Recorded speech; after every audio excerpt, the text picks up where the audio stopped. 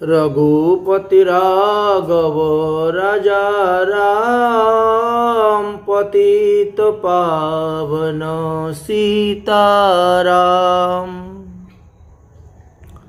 भगवान रामचंद्रेर शुभ आविर्भाव तिथि एসে उपस्थित হয়েছে आगामी रविवार 23 चैत्र 1431 बांगला 6 एप्रिल 2025 ख्रीष्टाब्द रविवार। परेर दिन सूर्योदय होवार पर 9:30 मध्य रामनवमी व्रतेर पालन करिते हइबे। भगवान रामचंद्र जे सूर्यवंशे अवतीर्ण हयेछिलेन সেই সূর্যবংশের উৎপত্তি কোথা থেকে হলো এই পর্বতে আমরা ওই সূর্যবংশের উৎপত্তির কথাই আলোচনা করব। কিভাবে সূর্যবংশ উৎপত্তি হয়েছিল সেই বিষয়ে আমরা বর্ণনা করব, আপনারা শ্রবণ করুন। रामाय रामचंद्राय रामभद्राय वेदसे रघुनाथाय नाथाय सीताया पतये नमः। श्रीमद्भागवत महापुराण अनुसारे देखবেন भागवतेर प्रथम स्कंदेर तृतीय अध्यायेर 28 नम्बर श्लोकेते बोलছেন एते चांशु कला पुंसु कृष्णस्तु भगवान स्वयं। स्वयं भगवान श्रीकृष्ण हलेन अनादिर आदि गोविंद, ईश्वर परम कृष्ण सच्चिदानंद विग्रह, अनादिर आदि गोविंद सर्वकारुण्य कारण। अनादिर आदि गोविंद हইতেই समस्त सृष्टिकार्य लीला आरम्भ হয়েছে। समस्त विश्व उत्पत्तिर हेतु हलेन गोविंद। भगवान हलेन सच्चिदानंद। सच्चिदानंद रूपाय विश्व उत्पत्ति आदि हेतवे तापत्रय विनाशाय श्रीकृष्णाय वयं नमः। श्री भगवान श्री कृष्णचंद्र विभिन्न समये विभिन्न रूपे अवतीर्ण হয়েছেন। कखनो तिनी पुरुष अवतार, कखनो लीला अवतार, कखनो गुण अवतार, कखनो मन्वंतर अवतार, कखनो युग अवतार, कखनो बा शक्ति आवेश अवतार। যত अवतार আসছে সমস্ত अवतार भगवान श्रीकृष्ण থেকে এসেছেন। তিনি अवतार নিয়ে আসেন ভক্তদেরকে আনন্দ দান করার জন্য। ভক্ত বিনোদার্থং মে করোমি বিবিধ ক্রিয়া। তাই এগুলো হলো ভগবানের লীলা খেলা। ভক্তদেরকে আনন্দ দেওয়ার জন্য ভগবান মনুষ্য দেহ আশ্রিত মানুষের মতো দেহ ধারণ করে পৃথিবীতে এসে লীলা করেন। সেই অনাদির আদি গোবিন্দ ষোলকলায় পরিপূর্ণ। আর তিনার 11 কলা নিয়ে ভগবান রামচন্দ্র এসেছিলেন। সেই রামচন্দ্রের শুভ আবির্ভাব তিথি রামনবমী রাম জয়ন্তী উপলক্ষে আজ আমরা রামচন্দ্রের কথা কিছু আস্বাদন করতে যাব। রামচন্দ্র ভগবান সূর্যবংশে অবতীর্ণ হয়েছিলেন। এই সূর্যবংশ কিভাবে সৃষ্টি হলো আগে সেই কথাই আলোচনা করব। সূর্য আবার 12 জন আছেন, দ্বাদশ আদিত্য। 12 জন সূর্যের মধ্যে কোন সূর্যবংশে ভগবান রামচন্দ্র এসে অবতীর্ণ হয়েছেন এই কথাটা আলোচনা করব। তো আমরা ভগবান শ্রীকৃষ্ণ থেকেই আরম্ভ করব, কারণ কৃষ্ণ তো শুধু ভগবান নন, তিনি স্বয়ং ভগবান। কৃষ্ণ শুধু ঈশ্বর নন, তিনি পরম ঈশ্বর। তো উৎপত্তি আদি হেতু হবে, তিনার থেকে তো উৎপত্তির হেতু আরম্ভ হয়েছে। উৎপত্তি মানে সৃষ্টি কার্য। এখন বলছেন ভগবানের পুরুষ অবতারের মধ্যে আমরা প্রথমে দেখতে পাই শঙ্কর্ষণ বিষ্ণু, কারণ্যশায়ী বিষ্ণু, গর্ভোদক বিষ্ণু, ক্ষীরোদশায়ী বিষ্ণু। এই চারজন বিষ্ণুর মধ্যে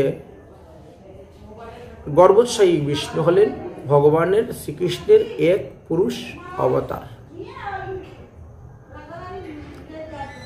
গর্ভোদশায়ী বিষ্ণুর নাভি হইতে পদ্মফুল উঠেছিল এবং সেই পদ্মফুলে ব্রহ্মার জন্ম হয়েছে।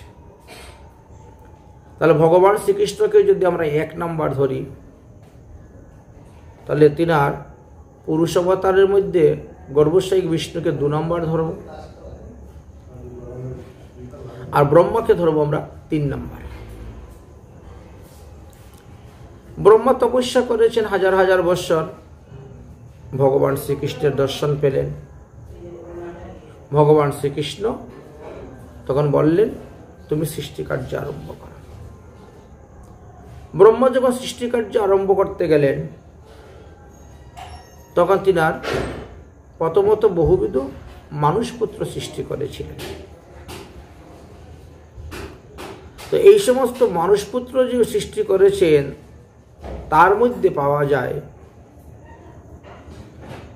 যে ব্রহ্মার মন থেকে মরীচি নামক এক পুত্র সন্তান উৎপন্ন করেছিলেন। তাহলে মরীচিকে আমরা 4 নম্বরে ধরব। মরীচি হলেন 4 নম্বর। মরীচির স্ত্রীর নাম ছিল কলা। তো মরীচি ঋষি তিনি কর্দম ঋষির কন্যা কলাকে বিবাহ করেছিলেন, এটা ভাগবতের লেখা আছে। এবং তাহার গর্ভে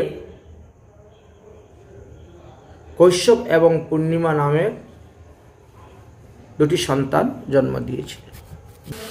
তাহলে কশ্যপ ঋষিকে আমরা 5 নম্বরে ধরলাম। কশ্যপ ঋষি তিনি দক্ষের 13টি কন্যাকে বিবাহ করেছিলেন। বিভিন্ন স্ত্রীর গর্ভে বিভিন্ন রকম সন্তান উৎপন্ন হয়েছিল। তার মধ্যে দ্বিতীয় হইতে সমস্ত দৈত্যগণের জন্ম, আর অদ্বিতীয় হইতে সমস্ত দেবতাগণের জন্ম, এটা বলা হয়। এবং দেবতাগণের মধ্যে বামন ভগবান থেকে আরম্ভ করে, ইন্দ্রাদি থেকে আরম্ভ করে অনেকে নামই আছে। তার মধ্যে দ্বাদশ সূর্যের নাম প্রধান। তাহলে দ্বাদশ সূর্য যারা আছেন, এরা 6 নম্বর অধস্থানে আছেন। দ্বাদশ সূর্য বলতে বৈবস্বান, অর্যমা, পুষ্যা, ত্বষ্টা, সবিতা, ভগ, ধাতা, বিধাতা, বরুণ, মিত্র, শত্রু, উরুক্রম, এই 12 জনের নাম পাওয়া যায়। এই যে দ্বাদশ সূর্যের মধ্যে বিভূষণ নামক সূর্য দেব, এই বিভূষণ নামক সূর্যদেব মনু হয়েছিলেন।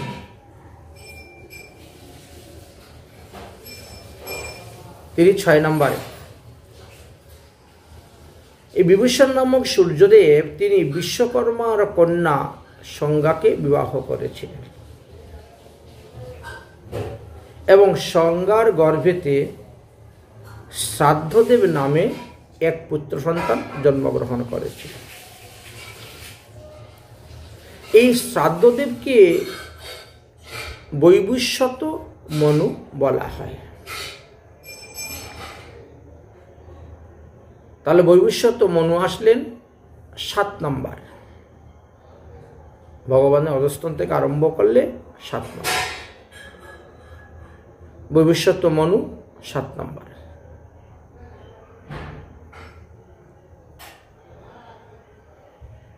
তিনার থেকেই এই সূর্যবংশের আরম্ভ হইয়াছে।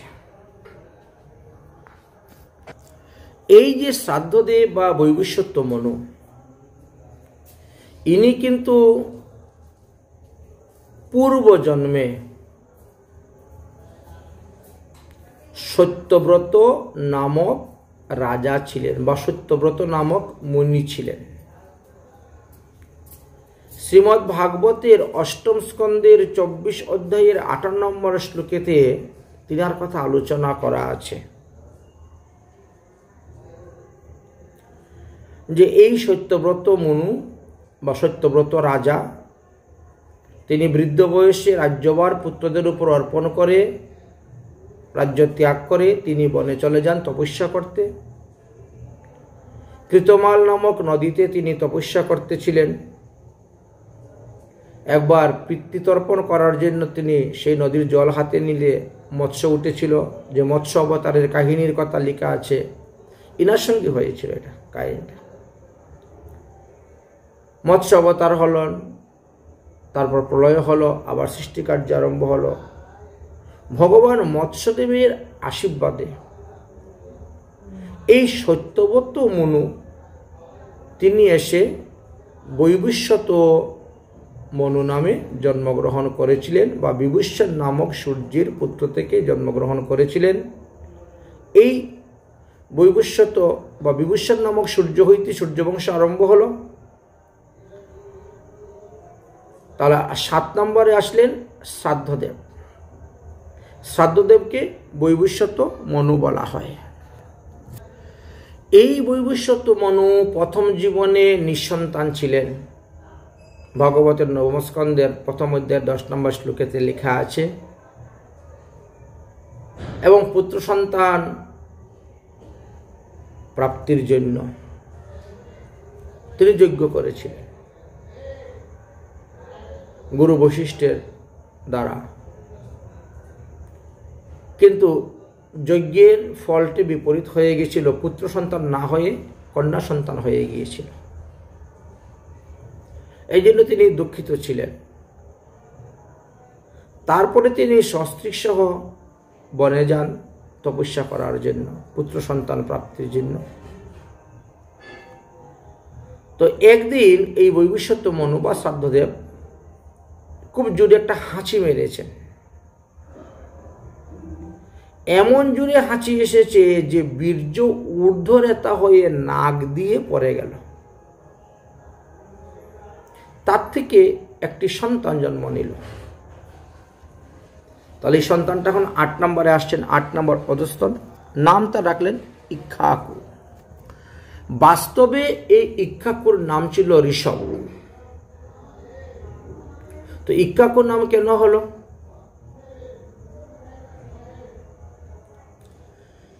কারণ তিনি একবার মৃগয়া করতে বনে যান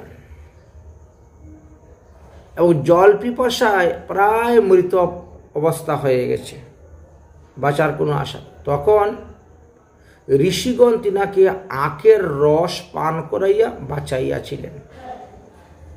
সেই থেকে তিনার নাম ইক্ষ্বাকু হয়েছিল। তাহলে আসল নাম হলো ঋষভ। তাহলে ঋষভ হলেন বা ইক্ষ্বাকু হলেন 8 নম্বরে। 9 নম্বরে তিনার অধস্তন পুত্রগণ। এই জন্য সূর্যবংশের মধ্যে এইখান থেকে ইক্ষ্বাকু বংশ আরম্ভ হলো। সূর্যবংশে তো আরো অনেক লোক জন্মগ্রহণ করেছেন, এই জন্য ইক্ষ্বাকু বংশ আরেকটা চলে আসলে এখান থেকে একটা শাখা। ইক্ষ্বাকু বংশ, ইক্ষ্বাকু মহারাজার 61 পুত্র সন্তান ছিল। তন্মধ্যে বিকুক্ষী, নিমি আর দণ্ড, এরা 3 জন শ্রেষ্ঠ ছিল।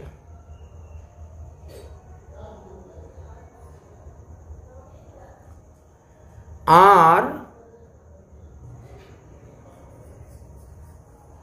25 জন আর্যাব্রতর পূর্বভাগে গিয়ে রাজত্ব করেছিলেন, তারপরের 25 জন পশ্চিম ভাগে গিয়ে রাজত্ব করেছিলেন, তারপরের বাকি 47 জন পুত্র তারা দক্ষিণ ভারত এবং দক্ষিণ এবং উত্তরে রাজত্ব করেছিলেন। যাই হোক, এই রাজা ঋষভ বা ইক্ষ্বাকু একবার তিনি অষ্টকা শ্রাদ্ধ করবেন। এই জন্য তিনার পুত্রের মধ্যে তিনি বিকুক্ষীকে আদেশ করলেন, যাও তুমি শ্রাদ্ধের জন্য উত্তম মাংস আনয়ন করো। কারণ এই ঘটনা সত্যযুগের ঘটনা, সেই সময় শ্রাদ্ধেতে মাংস ব্যবহার হতো, কিন্তু এই কলিযুগে নিষিদ্ধ। এই কলিযুগে শ্রাদ্ধেতে কখনো মাংস ব্যবহার করা যাবে না, নিষিদ্ধ আছে। যাই হোক, বিকুক্ষী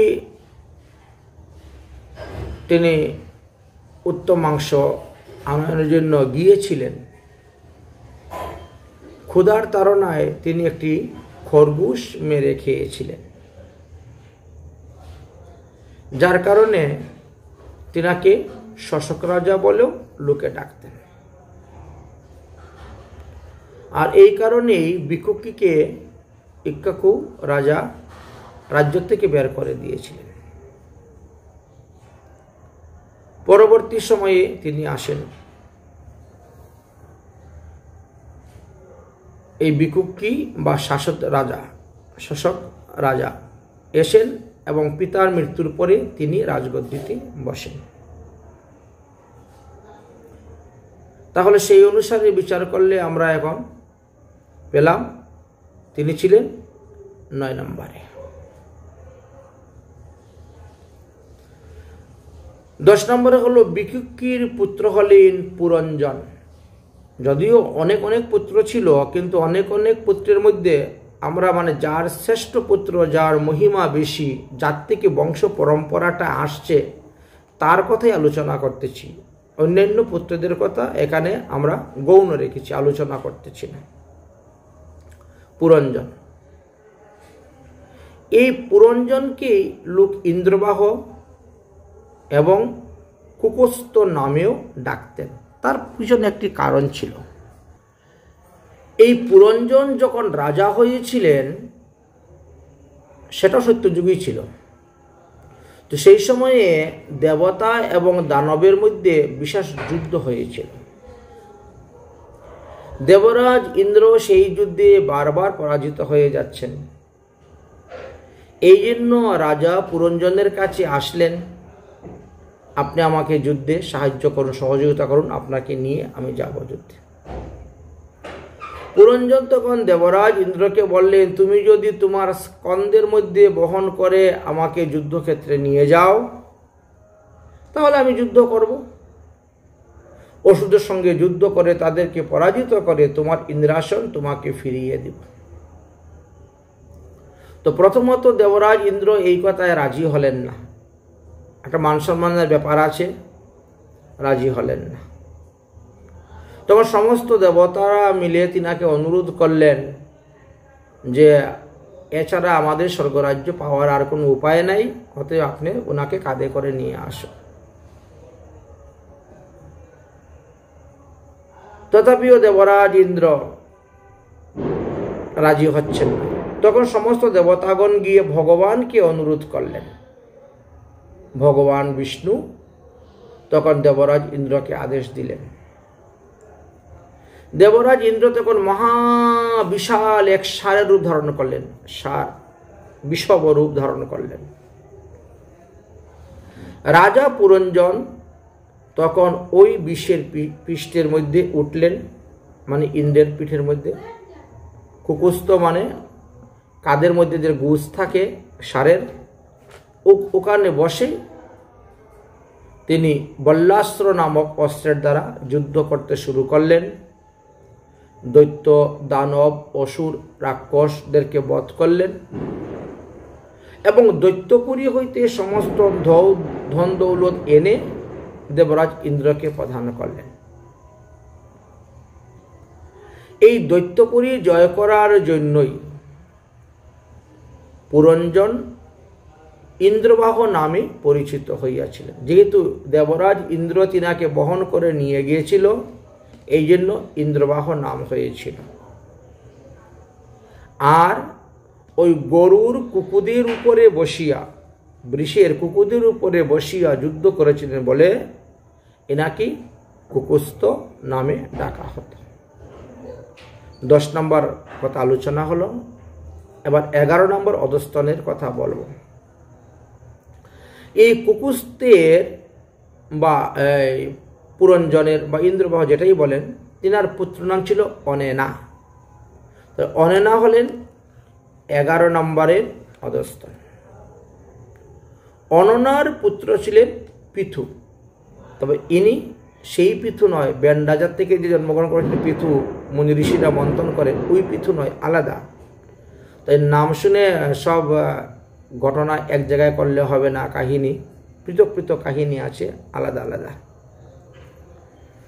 12 নম্বরে পাওয়া গেল যে পৃথুর পুত্রের নাম ছিল বিশ্বরন্ধি। তাহলে 13 নম্বরে আমরা পেলাম যে পৃথুর পুত্র হলেন বিশ্বরন্ধি। 14 নম্বরে অধস্তন হলেন বিশ্বরন্ধির পুত্র নাম ছিল চন্দ্র। তবে ইনি আকাশের যে চন্দ্র দেখতেছেন ওই চন্দ্র নয়। আকাশের যে চন্দ্র, এই চন্দ্রের জন্ম হয়েছিল অত্রিমণির চোখের জল থেকে, আর এই চন্দ্র ইনি আলাদা।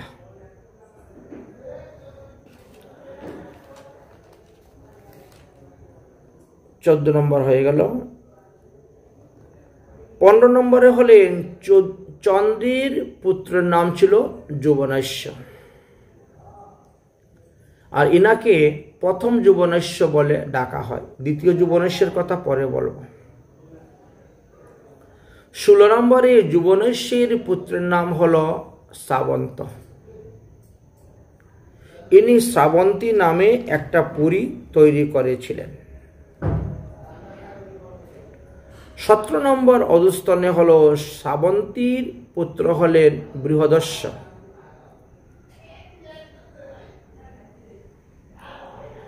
18 নম্বর অধস্তন হলেন বৃহদস্যের পুত্রের নাম হলো কুবেলাস্য। এই কুবেলাস্য বহু বলবান ছিলেন। উতঙ্গ ঋষির কে প্রসন্ন করিবার জন্য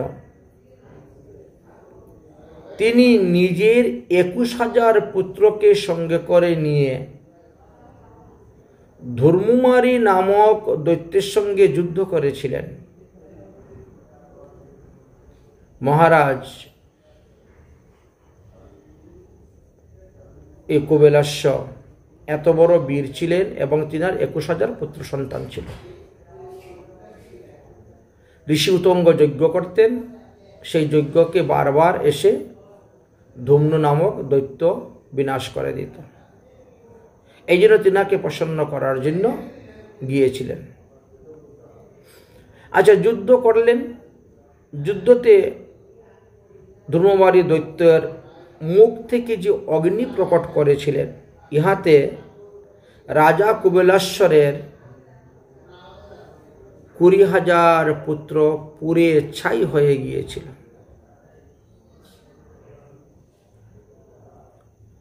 জানা যায় যে 20,997 জন পুত্র মারা গিয়েছিল 21,000-এর মধ্যে। মাত্র 3 জন পুত্র ইনার জীবিত ছিল। সেই 3 জন পুত্রের নাম ছিল ধীরাস্য, কপিলাস্য আর ভদ্রাস্য। তার মধ্যে ধীরাস্যকে আমরা 19 নম্বরে ধরলাম। 19 নম্বর অধস্তন ধীরাস্য, তার থেকে বংশ আসছে। ধীরাস্যের পুত্র হলেন হর্যস্য, উনি আসলেন 20 নম্বরে। হর্যস্য, হর্যস্যের পুত্র 21 নম্বর অধস্থানে আসলেন নিকুম্ভ। নিকুম্ভকে 21 নম্বর অধস্থান ধরা হয়েছে। তাহলে 22 নম্বর অধস্থানে আসলেন নিকুম্ভের পুত্র, তার নাম ছিল বরহনাস্য।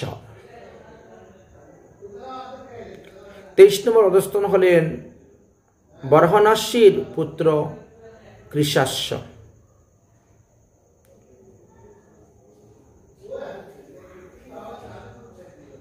বরহনাস্যের পুত্র কৃশাস্য 23 নম্বর। 24 নম্বরে হলেন কৃশাস্যের পুত্র সেনজিৎ। 25 নম্বরে অধস্থান হলেন সেনজিতের পুত্র, নাম যুবনাস্য। ইনি দ্বিতীয় যুবনাস্য বলা হয়েছে নাকি। এই দ্বিতীয় যুবনাস্য মানে 25 নম্বর অধস্থান যে দ্বিতীয় যুবনাস্য, তিনার 100টা স্ত্রী থাকা সত্ত্বেও তিনি কোনো সন্তান লাভ করতে পারেন নাই। অতঃপর তিনি স্বস্তিক সহিত বনে গিয়ে শ্রীহরির আরাধনা করেন। তখন ঋষিরা যুবনেশ্বর প্রতি দয়া পরবশত হয়ে বললেন যে পুত্র সন্তান প্রাপ্তির জন্য আপনি একটি যজ্ঞ করুন। দেবরাজ ইন্দ্রের উদ্দেশ্যে আপনাকে যজ্ঞ করতে হবে। যাই হোক, যজ্ঞ আরম্ভ হলো।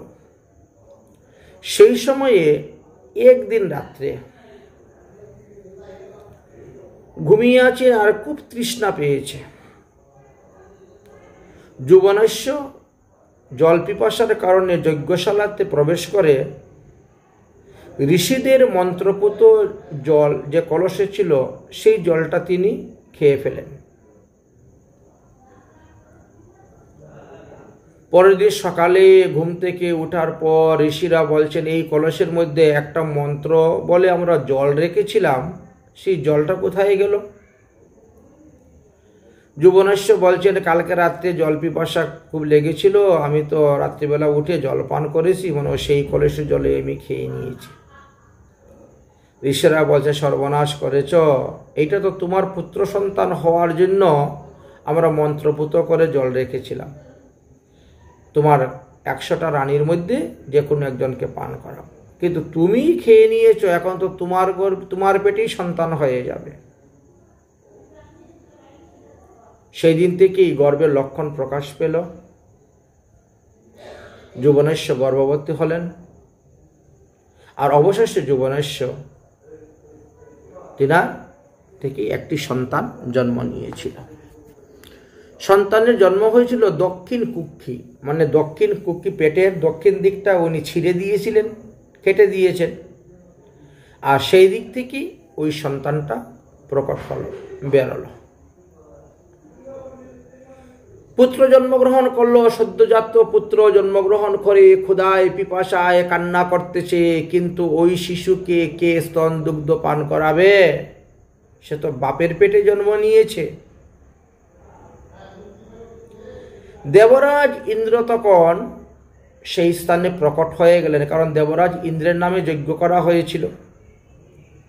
যজ্ঞতে দেবরাজ ইন্দ্র প্রকট হলেন, হয়ে বলছেন মাং দাতা, আমি তাকে পান করাইব, আমার যজ্ঞ করে তোমার পুত্র হয়েছে, তাই আমি তাহার ধাত্রী মা। দেবরাজ ইন্দ্র তখন সদ্যজাত শিশুকে লক্ষ্য করে বলছেন হে বৎস, তুমি কেঁদো না, তুমি কেঁদো না।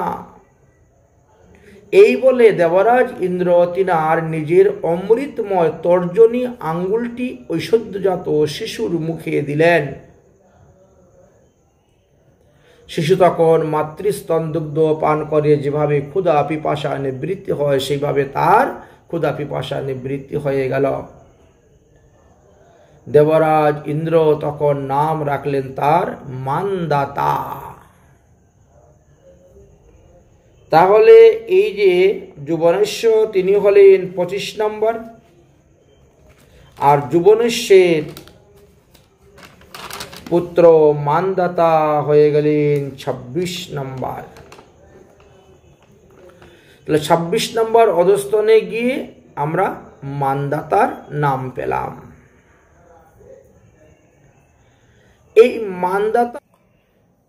এই যে মানদাতার কথা আমরা বললাম, এই মানদাতা ছিলেন শশা গড়া পৃথিবীর রাজা। রাবণ পর্যন্ত তিনাকে ভয় পেতেন। তিনার নাম ওই ত্রসদর্শ। তাই রাবণ পর্যন্ত তিনাকে ভয় পেতেন, তিনার সঙ্গে যুদ্ধ করতে আসতেন না। এই ভগবান বিষ্ণুর অংশ সম্পূর্ণ ছিলেন, তো যজ্ঞ করে উৎপন্ন হয়েছেন। যাই হোক, তিনার পিতা যুবনেশ্ব সন্তান জন্ম দেওয়া সত্ত্বেও তিনার মৃত্যু হয় নাই।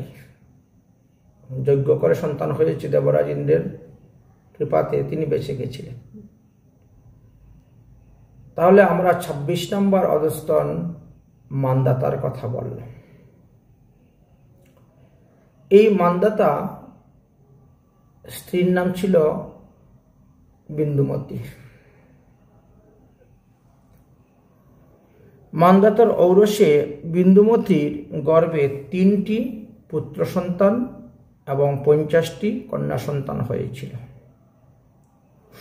এই 50টি কন্যা সন্তানকে সৌভরী ঋষি বিবাহ করেছিলেন। এবার 3টি পুত্রের কথা বলতেছি। 3টি পুত্রের মধ্যে জ্যেষ্ঠ পুত্রের নাম ছিল পুরকুৎস, দ্বিতীয় পুত্রের নাম ছিলেন যোগী মুচুকুন্দ, আর তৃতীয় পুত্রের নাম ছিল অম্বরীশ। তবে ইনি অন্য অম্বরীশ। দুর্বাসা ঋষির সঙ্গে যে বিবাদ হয়েছিল সেই অম্বরীশ ইনি নহেন। তাহলে তিনার পুত্র যে পুরকুৎস, তিনি এবার আসলেন 27 নম্বরে।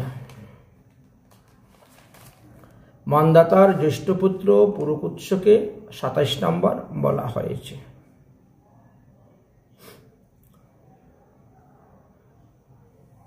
তিনি নাগকন্যাকে বিবাহ করেছিলেন, নর্মদা। তো বাসুকী দেবীর ইচ্ছাতেই হয়েছিল, নাগেদের রাজা বাসুকী দেবী তার ইচ্ছাতেই হয়েছিল, পুরকুৎসের সঙ্গে বিবাহ হয়েছিল।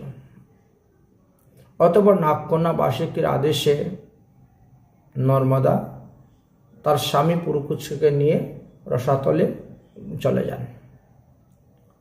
সেখানে গিয়ে পুরকুৎস অনেকদিন বাস করেন এবং গন্ধর্বদের সঙ্গে যুদ্ধ করে গন্ধর্বদেরকে বধ করে নাগগণকে গন্ধর্বের হাত থেকে রক্ষা করেন। সেই কার্যে সন্তুষ্ট হওয়ার পরে নাগরাজ বাসুকী রাজা পুরকুৎসকে বরদান করলেন যে, তোমার এই প্রসঙ্গ কথা, অর্থাৎ নর্মদা আর এই পুরকুৎসিতের বিবাহ এবং কাহিনী কথা ভাগবতের নবম স্কন্ধের 7ম অধ্যায়ের 3 নম্বরে আছে। যিনি শ্রবণ করবেন তাকে সর্প হইতে আর কোনো ভয় উৎপন্ন হইবে না, অর্থাৎ সর্প ভয় থেকে তিনি মুক্ত থাকিবেন। তো 27 নম্বর অধস্তনের কথা আমরা বললাম। আগের ভিডিওতে আমার একটু ভুল হয়ে গেছিল ওখানে, ওটা আপনারা আবার ঠিক করে নেবেন। যদি কেউ বংশ পরম্পরা লিখতে যান তাহলে ওখানে ঠিক করে নেবেন। ওখানে ভুলবশত মানদাতার পুত্র অম্বরীশের কথা আলোচনা করা হয়ে গেছিল, তাই এইখানে এবার ঠিক করে বলতেছি, এটাই সঠিক সিদ্ধান্ত। তাহলে 28 নম্বরে পুরকুৎসের কথা বললাম।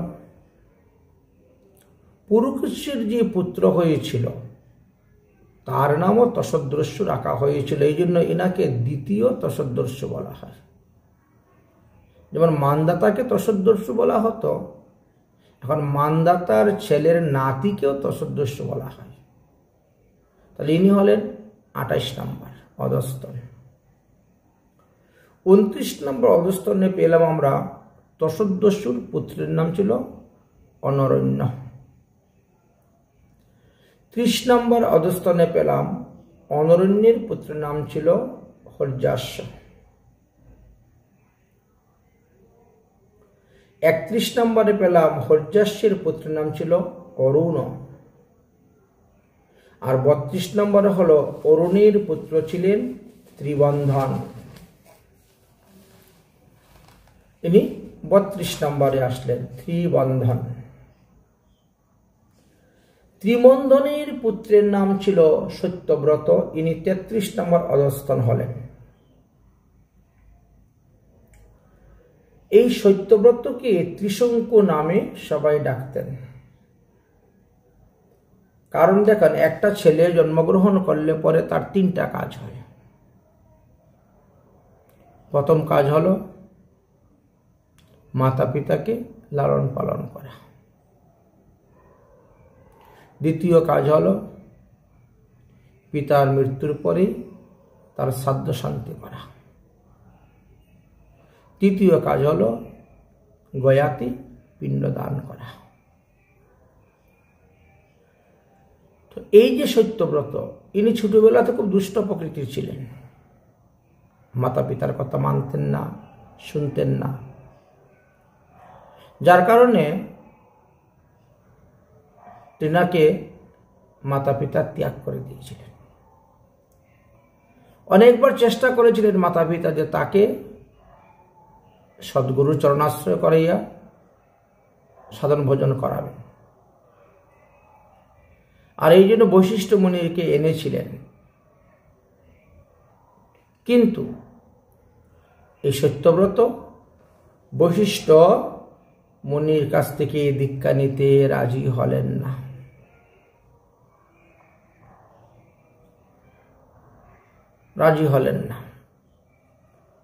প্রথম জীবনে তিনি নিজের পিতা ত্রিবন্ধক এবং গুরু বশিষ্ঠের অভিশাপে চণ্ডালত্ব প্রাপ্ত হয়েছিলেন।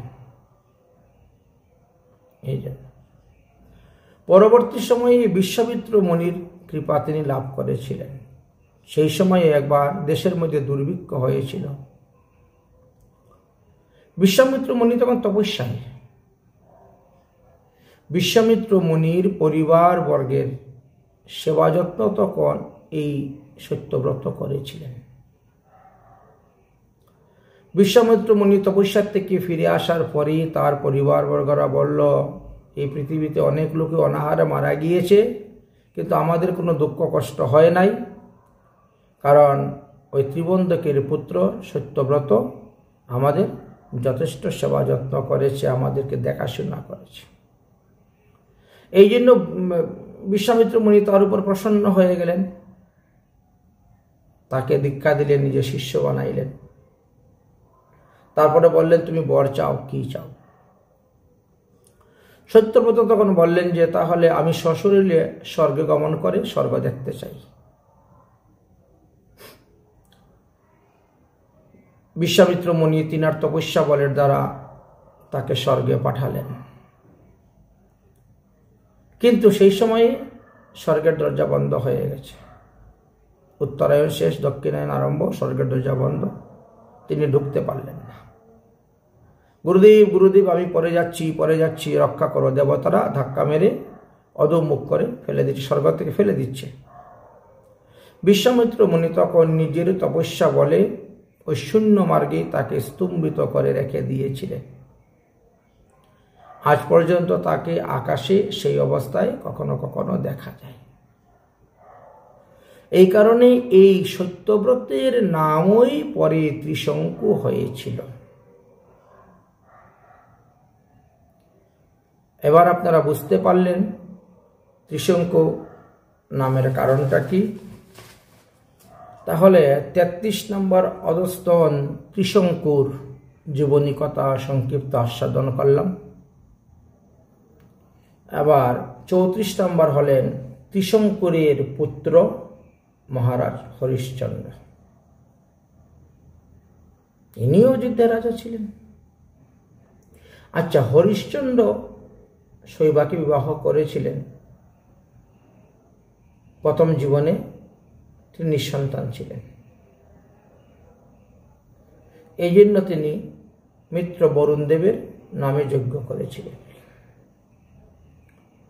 যজ্ঞতে সন্তুষ্ট হয়ে বরুণদেব উপস্থিত হলেন, বলেন, কেন তুমি আমার তপস্যা করতেছ, কেন যজ্ঞ করতেছ, কি চাও? তিনি বললেন, আমাকে একটি সন্তান দিন, আমি নিঃসন্তান, আটকুরা, সন্তান দান কর। বরুণদেব বললেন, তোমার সন্তান হলে আমার কি লাভ হবে?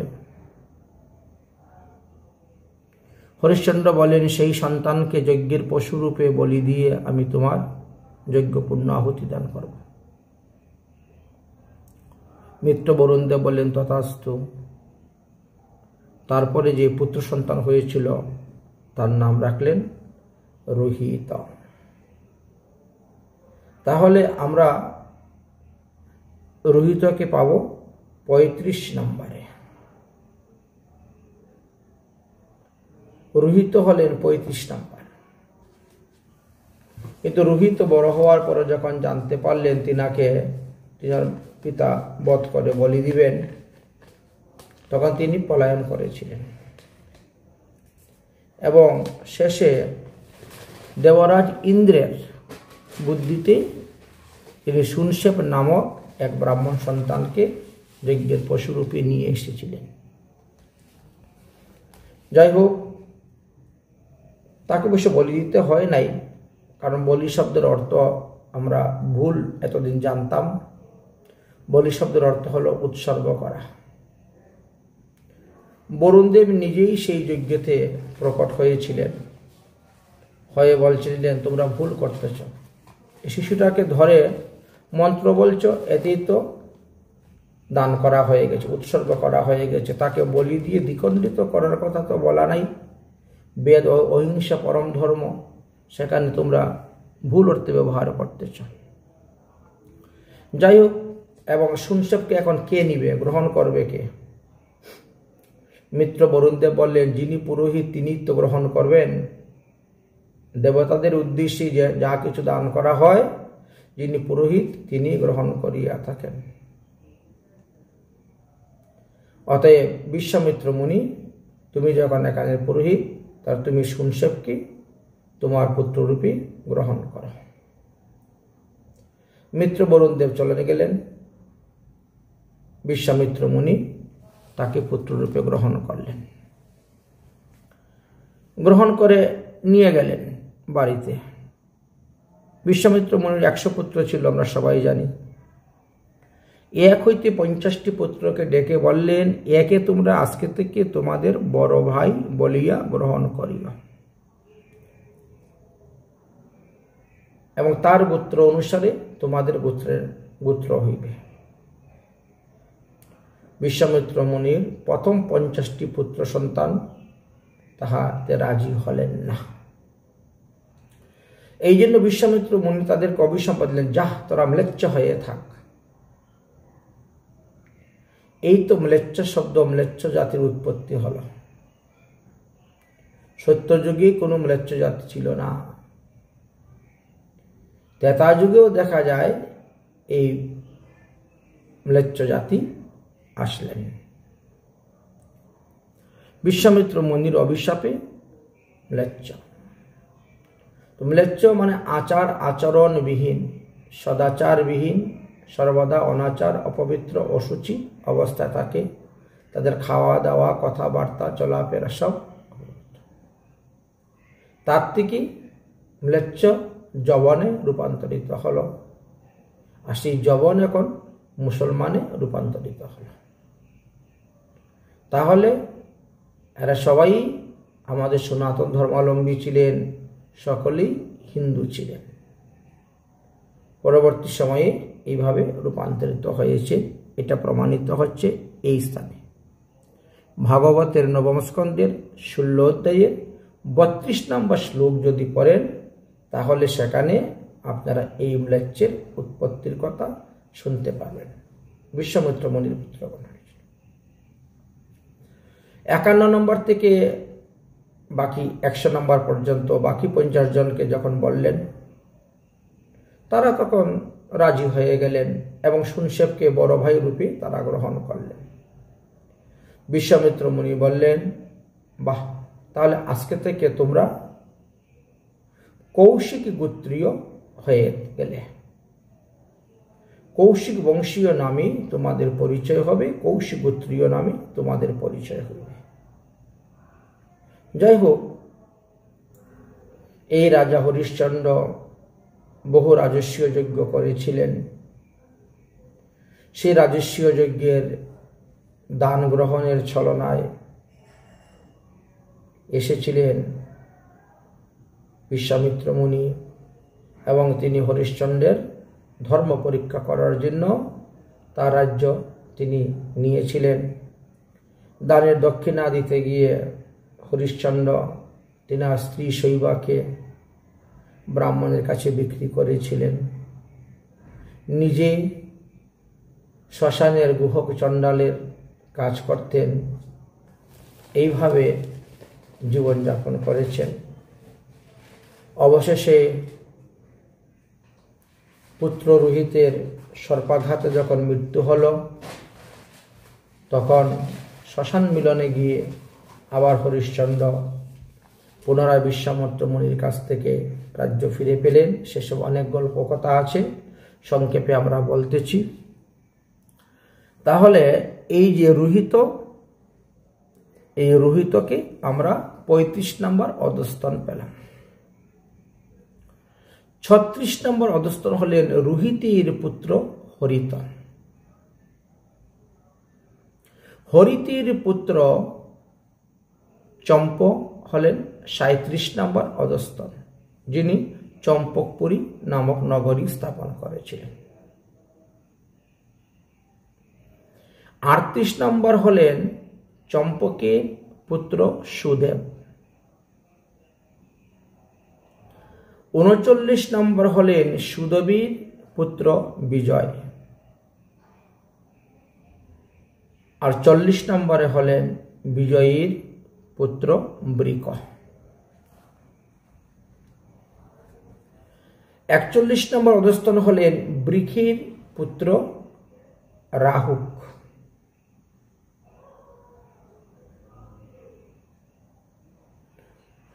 শত্রুরা রাহুকের রাজ্য অধিকার করিলে রাহুক তার পত্নীর সাথে বনে গমন করেন।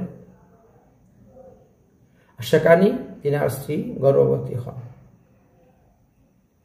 রাহুক দেহত্যাগ করার পর তার পত্নী তার সঙ্গে সহমরণ করার জন্য প্রস্তুত হলেন, কিন্তু ঋষি উর্ব ধ্যানের দ্বারা জানতে পারলেন যে এই স্ত্রী গর্ভবতী আছেন। অতএব গর্ভবতী নারীর স্বামীর সঙ্গে সহমৃতা করা শাস্ত্রে নিষিদ্ধ আছে, নিবৃত্তি দিলেন। এই ঘটনাটি যখন চতুর্দিকে ছড়িয়ে পড়ল, তখন রাহুকের যে আরো অন্যান্য পত্নী ছিলেন, এই অন্যান্য পত্নীগণ এই গর্ভবতী মহিলাকে বিষ পান করায় মারার চেষ্টা করলেন। বিদ্বেষবশত, হিংসাবশত ভোজনের মধ্যে বিষ দিলেন। আচ্ছা, বিষকে সংস্কৃত ভাষায় গড়ও বলা হয়, গড়। খাবারের সঙ্গে গড় মিশিয়ে দিয়েছেন, কিন্তু ওই বিষের প্রভাবে গর্ভের সন্তানের উপরে তেমন কিছু প্রতিভাব পড়ে নাই। গর্ভের বেদনা শুরু হলো এবং গড় সহ একটি পুত্র তিনি প্রসব করলেন। এই জন্য তিনার নাম রাখা হলো সগর। তাহলে এই সগর হলেন 42 নম্বর অধস্তন, রাহুকের পুত্র সগর। আচ্ছা, সগর যে মহা তেজস্বী রাজা ছিলেন, চক্রবর্তী সম্রাট ছিলেন, এই কথাও শাস্ত্রে আলোচনা করা আছে। সগর মহারাজ দুটি বিবাহ করেছিলেন। প্রথম স্ত্রীর নাম ছিল সুমতি, তার গর্ভে 60,000 পুত্র সন্তান উৎপন্ন হয়েছিল। দ্বিতীয় স্ত্রীর নাম ছিল কেশিনী, তাহার গর্ভে অসমঞ্জস নামক একটি পুত্র সন্তান উৎপন্ন হয়েছিল। কিন্তু অসমঞ্জস ছোটবেলায় খুব দুষ্ট প্রকৃতির ছিলেন, যার কারণে তিনাকে রাজ্য থেকে বের করে দিয়েছিলেন। পরবর্তী সময়ে এই অসমঞ্জসে সাধন ভোজন করে, তপস্যা করে, সিদ্ধি লাভ করে ভালো মানুষ হইলেন এবং পিতার রাজ্যে ফিরে আসলেন।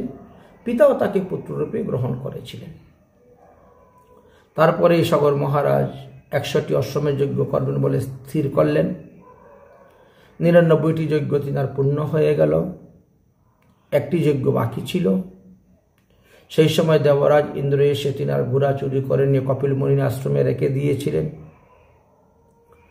সগরে 60,000 পুত্রগণ ঘোড়ার অন্বেষণ করতে গিয়ে, খুঁজতে গিয়ে কপিল মুনির আশ্রমে গেলেন। কপিল মুনিকেই ঘোড়াচুর মনে করে মারতে যখন গেলেন, কপিল মুনির ক্রোধানল অগ্নিতেই তারা মরে ভস্মীভূত হয়ে গেলেন। ঘোড়াও আসছে না, পুত্রও আসছে না, এখন কি করবেন?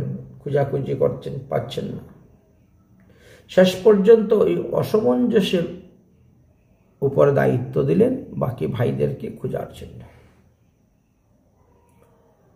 অসমঞ্জস অনেক খোঁজাখুঁজি করলেন, পেলেন না। অসমঞ্জসের পুত্র হলেন অংশুমান, তিনি হলেন 44 নম্বর অধস্তন। অংশুমান তখন এই ঘোড়ার খোঁজে বেরোলেন, আর খুঁজতে খুঁজতে গঙ্গাসাগরে কপিল মুনির আশ্রমে গিয়ে তিনি প্রবেশ করেন। কপিল মুনিকে দণ্ডবত প্রণাম করে, শ্রদ্ধা ভক্তি করে, স্তুতি করে তিনি সেখান থেকে সমস্ত ঘটনা জানতে পারলেন এবং তিনার কাকাদেরকে উদ্ধার করার জন্য জিজ্ঞাসা করলেন। ভগবান কপিল মুনি বললেন, তাহলে গঙ্গাকে আনতে হবে। ব্রহ্মার কুমণ্ডলের মধ্যে গঙ্গা আছেন, সেই গঙ্গাকে আনো, গঙ্গার জলে স্পর্শেতে তোমার পিতৃব্যগণ উদ্ধার হইবে। কাকাদেরকে পিতৃব্য বলা হয়। তিনি ফিরে আসলেন, সগর রাজাকে জানাইলেন। সগর রাজা যখন অসমঞ্জসের উপর রাজ্যভার দিলেন, দিয়ে তপস্যা করতে গেলেন, তিনি মারা গেলেন। অসমঞ্জস তারপরে অংশুমানের উপরে রাজ্যভার দিলেন। অংশুমান তপস্যা করতে করতে বৃদ্ধ হয়ে গেলেন, গঙ্গা আনতে পারলেন না। অংশুমানের পুত্র হলেন দিলীপ, তিনি হলেন 45 নম্বর অধস্তন। দিলীপ 2টি বিবাহ করলেন, তারপরে তিনি গঙ্গা আনয়ন করতে গেলেন। তপস্যা করতে করতে মারা গেলেন, গঙ্গা আনতে পারলেন না। এবার বংশ রক্ষা হবে কেমন করে? এই জন্য রানী 2 জন মহাদেবের তপস্যা আরম্ভ করলেন। আকাশবাণী হলো, তোমরা 2 স্ত্রী মিলন করো, তাতে 1 স্ত্রী গর্ভবতী হইবে। যাই হোক, মহাদেবের বরেতে গর্ভবতী হলেন এবং একটি সন্তান প্রসব করলেন, যার নাম ছিল ভগীরথ। তাহলে ভগীরথ হলেন 46 নম্বর অধস্তন। ভগীরথ বড় হলেন, সমস্ত ঘটনা শুনলেন, তিনি তপস্যা করতে গেলেন।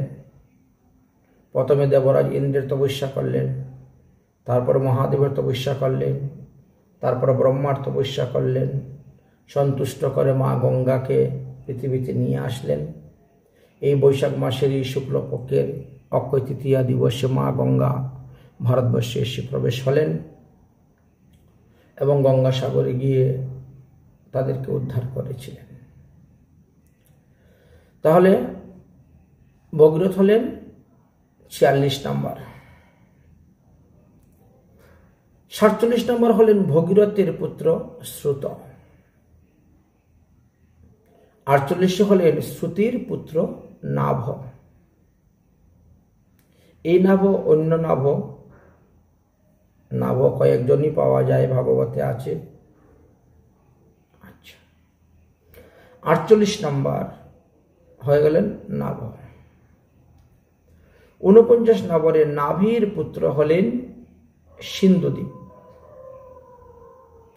আর 50 নম্বরে সিন্ধুদ্বীপের পুত্র ছিলেন আয়ুতায়ু। এইভাবে ভগবান শ্রীকৃষ্ণ থেকে আরম্ভ করে আমরা 50তম অধস্তন পর্যন্ত এসে গেলাম, মানে সত্যযুগ শেষ, ত্রেতা যুগের শেষের পথে চলে আসতেছি। আয়ুতায়ুর পুত্রের নাম ছিল ঋতুপর্ণ, তাহলে ইনি হলেন 51 নম্বর অধস্তন।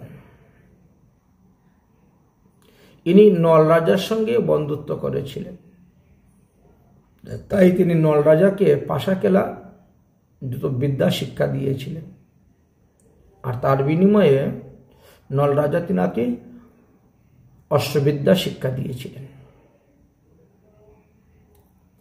এই ঋতুকর্ণের পুত্রের নাম ছিল সর্বকাম, তাহলে ইনি হলেন 52 নম্বর অধস্তন। ঋতুকামের পুত্রের নাম ছিল সুদাস, ইনি 53 নম্বর অধস্তন। সুদাসীর পুত্র হলেন 54 নম্বর অধস্তনে সৌদাস। সৌদাস যখন রাজা হলেন, বিবাহ করলেন, তিনার স্ত্রীর নাম ছিল মদয়ন্তী। এই সৌদাসকে মিত্রসহ বলে ডাকতেন। আরেকটা নাম তিনার ছিল কলমশপদ রাজা। এই কলমশপদ রাজার নামটা কেন হলো, তার পিছনে একটি কারণ আছে। সৌদাস একদিন বনে মৃগয়া করতে রওনা হয়েছেন। তো বনের মধ্যে যাওয়ার পরে দেখেন এক যক্ষ তিনার সামনে এসে উপস্থিত হয়েছে, তাকে বক্ষণ করার। তিনি এক বাণ মেরে যক্ষকে মেরে দিলেন। যজ্ঞের ছোট ভাই দূরের থেকে দেখলো, ভাতৃ হত্যার জন্য দুঃখ করল, কিন্তু সৌদাসের সঙ্গে যুদ্ধ করতে আসলো না। দেখলো যে এই রাজার সঙ্গে যুদ্ধ করে আমি পারবো না। তো যাকে বল দ্বারা, শক্তির দ্বারা পরাজিত করা না যায়, তাকে কলে কৌশলে করতে হয়।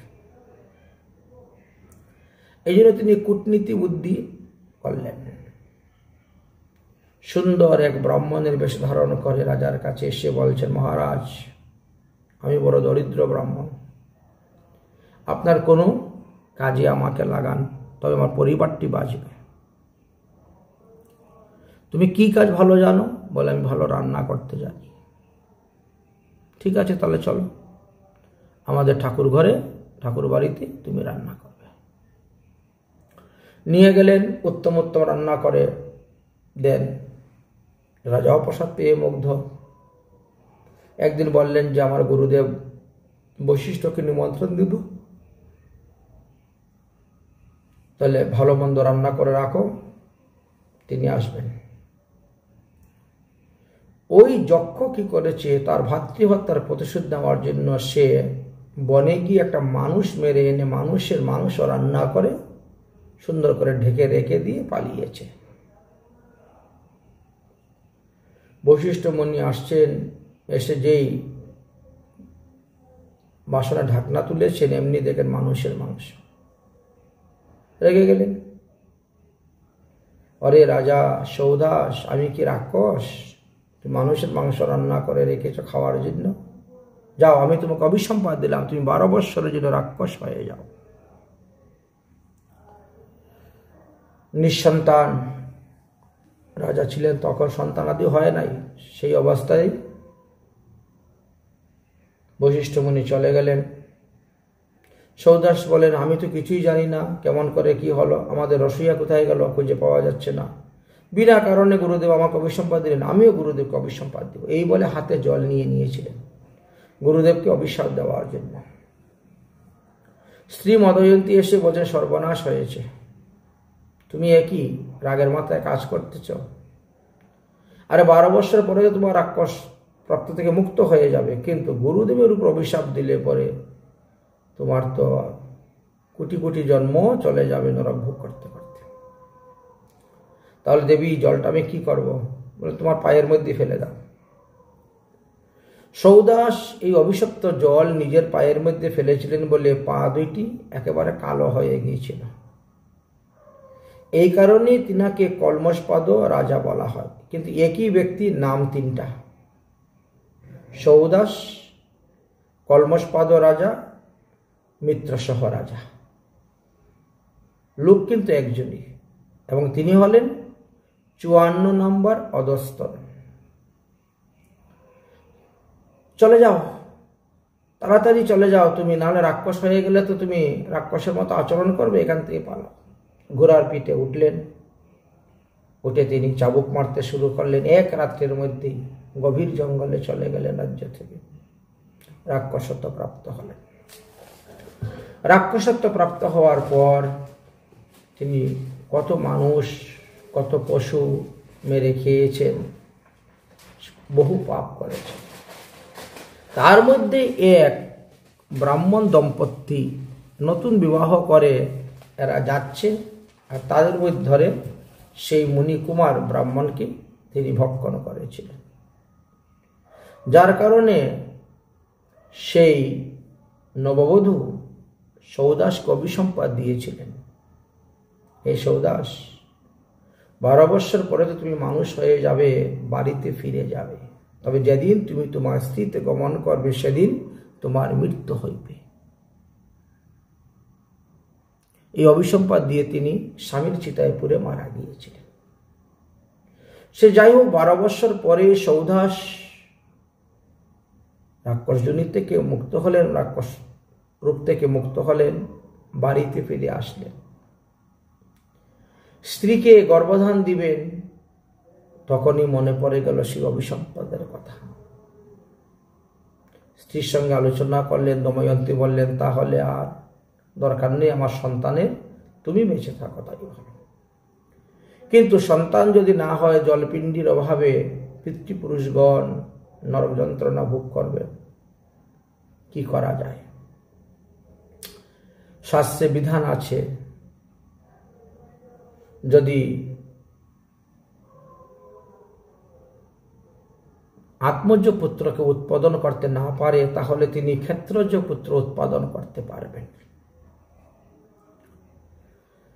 এই জন্য সৌদাস তিনার স্ত্রী দময়ন্তীকে বললেন, যাও তুমি গুরুদেবের নিকট থেকে সন্তান নিয়ে আসো।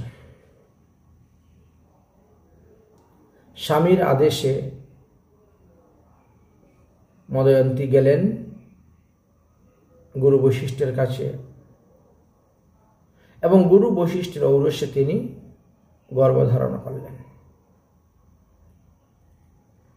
তাহলে ক্ষেত্রজ সন্তান আসলো, এখন গর্ভধারণ করলেন।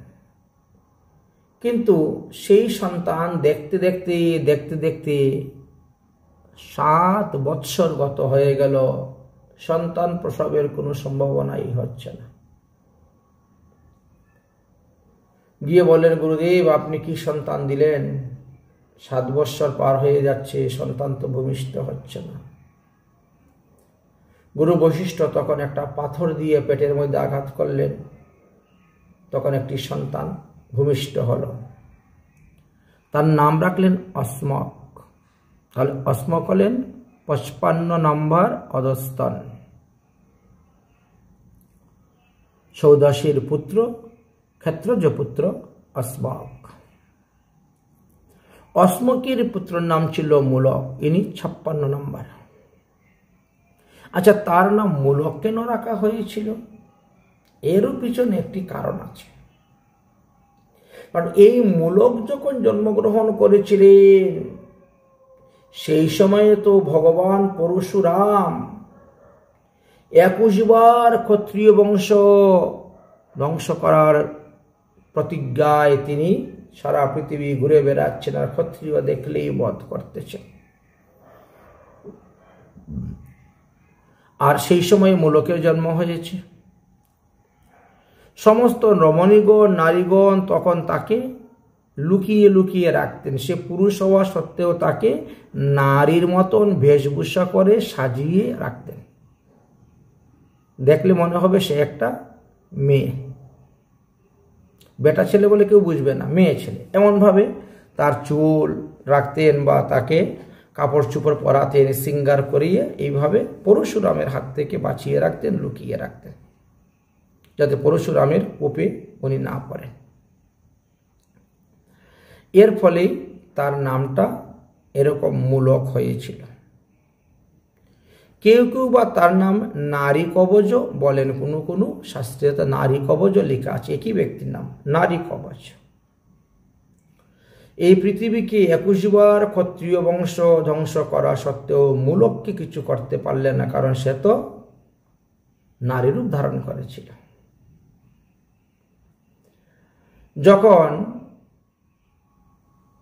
পরশুরামের 21 বার ক্ষত্রিয় বংশ নাশ হয়ে গেল, প্রতিজ্ঞা পূর্ণ হয়ে গেল, এবার তিনি বিরত হয়ে গেলেন ক্ষত্রিয় ধ্বংস বধের থেকে। কুরুক্ষেত্রে গিয়ে সেই পাপের প্রায়শ্চিত্ত করে নিলেন।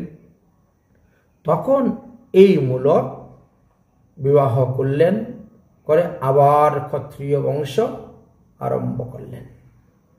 সেখান থেকে আবার ক্ষত্রিয় বংশ বৃদ্ধি হতে শুরু হলো। এই কারণে এই ছেলের নাম মূলক, তিনি ক্ষত্রিয় বংশের মূল হয়ে গেলেন। তাহলে 56 নম্বর অধস্তনে আমরা এই মূলকের নাম পেলাম। 57 নম্বরে কে আসলেন? মূলকের পুত্র ছিল অনেক, তার মধ্যে এক পুত্রের নাম ছিল দশরথ। তবে এই দশরথ অন্য দশরথ, কিন্তু ইনি ভগবান রামচন্দ্রের পিতা দশরথ নহেন। ইনি 57 নম্বরে ছিলেন, নাম ছিল তার দশরথ। 58 নম্বরে পাওয়া গেল যে দশরথের পুত্রের নাম ছিল ঐরবীরা।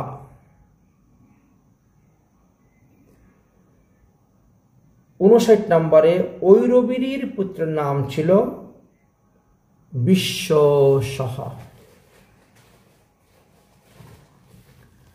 আর এই বিশ্বসহীর পুত্র 60 নম্বর অধস্থানে আসলেন মহারাজ খট্টাঙ্গ। ভাগবতে খট্টাঙ্গর জীবনীর কথা খুব সুন্দর লিখে গেছে। ভাগবতের নবম স্কন্ধের নবম অধ্যায়ের 41 নম্বর শ্লোকে দেখবেন, ওখানে লেখা আছে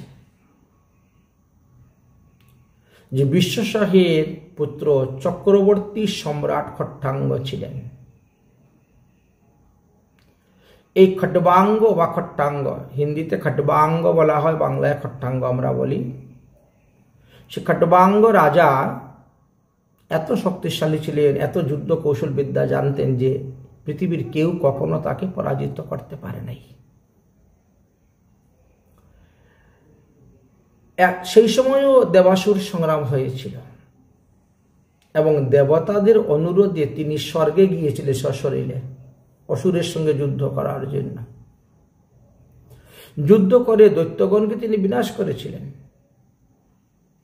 দেবতাগণ তো খট্টাঙ্গের উপরে অনেক প্রসন্ন, সন্তুষ্ট হয়ে বললেন, তুমি বর চাও, বর চাও, মুক্তি বর ছাড়া অন্য যে কোনো বর চাও আমরা দিতে, অমর বর ছাড়া অন্য যে কোনো বর চাও আমরা তোমাকে দিব।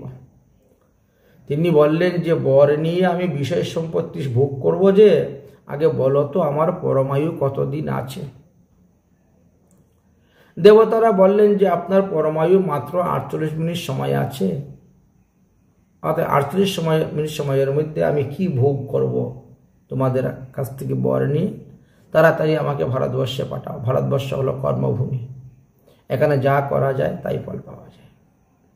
আসলেন, পুত্রদের উপর রাজ্যভার অর্পণ করে দিয়ে 48 মিনিটের মধ্যেই সাধন ভোজন করে ভগবান পদপদ্ম লাভ করে ভগবত ধামে চলে গিয়েছিলেন। তাই এই 60 নম্বরে অধস্তনে এই খট্টাঙ্গ মহারাজের জীবনী বড় অপূর্ব। 61 নম্বরে পাওয়া গেছে যে খট্টাঙ্গ পুত্র ছিলেন দীর্ঘবাহু, এবং ওই দীর্ঘবাহুর পুত্র হলেন 62 নম্বর অধস্তনে রঘু, যাকে আমরা রঘুপতি রাঘব রাজা রাম পতিত পাবন সীতারাম বলি। সেই রঘু রঘুবংশ বলা হয়, রঘুকুল তিলক রামচন্দ্রকে বলা হয়। এই দেন সেই রঘুর কথা বলা হয়েছে, যার কারণে রাঘব বলেও তিনাকে ডাকতেন। এই রঘু আসলেন, ইনি ৬২ নম্বর অধস্থান। ৬৩ নম্বর অধস্থানে পারলাম যে রঘুর পুত্র হলেন অজ, আর ৬৪ নম্বরে অজয়ের পুত্র হলেন দশরথ। দশরথ মহারাজ ২ বার দেবাসুর সংগ্রামে যুদ্ধে গিয়েছিলেন, ৩টি বিবাহ করেছিলেন, কৌশল্যা, কৌকেয়ী, সুমিত্রা, কৈকেয়ী।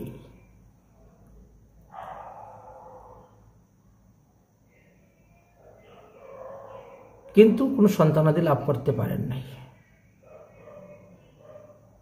পরবর্তী সময়ে ঋষ্যশৃঙ্গ মুনিকে আনলেন, যজ্ঞ করলেন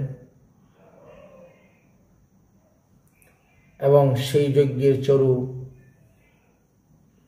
৩ রানী গ্রহণ করলেন। ভগবানও লীলা করার জন্য 4 অংশে বিভক্ত হয়ে আসলেন। এই দশরথের পুত্ররূপে ভগবান রামচন্দ্র আবির্ভাব হয়েছিলেন। তাহলে ভগবান রামচন্দ্র হলেন ৬৫ নম্বর অধস্থান। ভগবান রামচন্দ্র এই অংশস্বরূপ ভরত, লক্ষ্মণ, শত্রুঘ্ন, কারণ এক অংশে 4 অংশ হয়ে তারা এসেছেন। এই জন্যই বলা হয়েছে যে এরাও সব ভগবান শ্রীকৃষ্ণ, এই রামচন্দ্রেরই অংশ অবতার। তো এই তো 4 জনের কথা জানা যায়। সেই ভগবান রামচন্দ্রের আবির্ভাব তিথি আগামী রবিবারে পড়েছে। তাই আমরা ভগবান রামচন্দ্র থেকে আরম্ভ করে একেবারে অনাদির আদি গোবিন্দ পর্যন্ত 65 জনের কথা আলোচনা করলাম। কার পুত্র কে ছিলেন, কার পুত্র কে ছিলেন, কে কত নম্বর সিঁড়িতে আছেন। পরবর্তী ভিডিওয়ে ভগবান রামচন্দ্র থেকে আরম্ভ করে ত্রেতা যুগ, দ্বাপর যুগ এবং কলিযুগের সূর্যবংশের শেষ রাজা কে হইবেন, কে ছিলেন, এই বিষয়ে আলোচনা করব। সুখদেব গোস্বামী এমনই অন্তর্যামী ছিলেন, এমনই তিনার দৃষ্টিশক্তি ছিল। তিনি ধ্যানের দ্বারা বলে গিয়েছেন যে কলিযুগেও সূর্যবংশের কে কে রাজত্ব করবেন, কতদিন রাজত্ব করবেন, সবকিছু। মোট আমরা